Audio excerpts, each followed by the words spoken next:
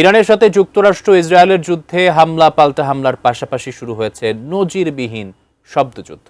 একদিকে মার্কিন president Donald ট্রাম্পের অশালীন গালিগালাজ ভরা চরম হুঁশিয়ারি, অন্যদিকে বিশ্বজুড়ে ছড়িয়ে থাকা ইরানি দূতাবাসগুলোর বিষাক্ত বিদ্রূপ। সব মিলিয়ে কূটনৈতিক শিষ্টাচার এখন হিমাঙ্কে। এমন পরিস্থিতিতে ফাঁস হয়েছে যুক্তরাষ্ট্র ইরানকে পাঠানো যুদ্ধবিরতির কাঠামো। কি রয়েছে সেই কাঠামোতে, বিস্তারিত জানাচ্ছেন শেখ ফরিদ।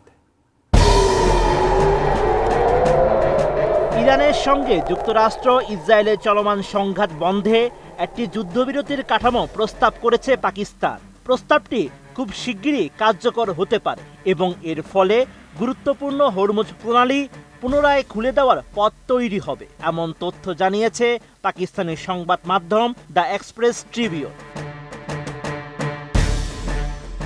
পাকিস্তানের সংবাদ মাধ্যমটি জানায়, রাতারাতি এই প্রস্তাবটি যুক্তরাষ্ট্র ও ইরানের কাছে পাঠিয়েছে পাকিস্তান। এতে দুই ধাপের একটি পরিকল্পনা তুলে ধরা হয়েছে। প্রথমে তাৎক্ষণিক যুদ্ধবিরতি এবং পরে একটি পূর্ণাঙ্গ চুক্তি। এছাড়া এক্সপ্রেস ট্রিবিউনকে কূটনৈতিক সূত্র জানায়, পাকিস্তানের সেনাপ্রধান ফিল্ড মার্শাল অসীম মনির টানা যোগাযোগ রাখছেন মার্কিন ভাইস প্রেসিডেন্ট জেডি ভেন্স, বিশেষ দূত স্টিভ উইটকফ এবং ইরানের পররাষ্ট্রমন্ত্রী আব্বাস আরাকচির সঙ্গে। আমি বুঝি নির্মাণের শিল্প, সালাম স্টিল বোঝে ডিউরেবিলিটি। সালাম স্টিল, মোস্ট ডিউরেবল স্টিল। প্রস্তাব অনুযায়ী যুদ্ধবিরতি কার্যকর হওয়ার সঙ্গে সঙ্গে হরমুজ প্রণালীতে নৌ চলাচল স্বাভাবিক করা হবে।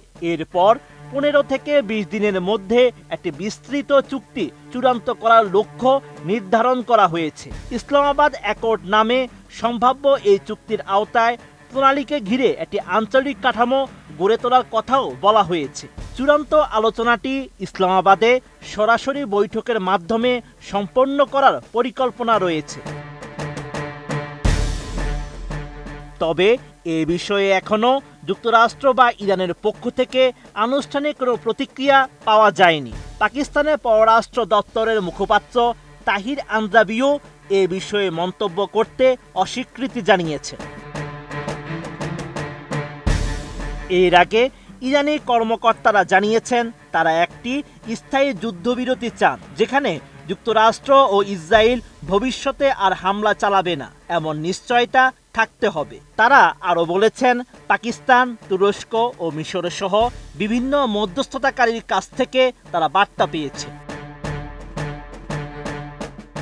তবে পাকিস্তানের দুটি সূত্র জানিয়েছে, এখনো পর্যন্ত ইরান এই প্রস্তাবে সম্মতি দেয়নি, যদিও কূটনৈতিক ও সামরিক পর্যায়ে যোগাযোগ জোরদার করা হয়েছে। বর্তমান পরিস্থিতিতে সংঘাত তীব্র হওয়ায় বৈশ্বিক জ্বালানি সরবরাহের জন্য অত্যন্ত গুরুত্বপূর্ণ হরমুজ প্রণালীতে জাহাজ চলাচল ব্যাহত হওয়ার আশঙ্কা তৈরি হয়েছে। এতে আন্তর্জাতিক জ্বালানি বাজারেও অস্থিরতা বেড়েছে। বিশ্লেষকদের মতে, এই কূটনৈতিক উদ্যোগ সফল হলে শুধু আঞ্চলিক উত্তেজনাই কমবে না, বরং বৈশ্বিক জ্বালানি বাজারেও স্থিতিশীলতা ফিরতে পারে। তবে সবকিছুই এখন নির্ভর করছে ইরানের চূড়ান্ত অবস্থানের উপর। Sheikh Farid, ATN news.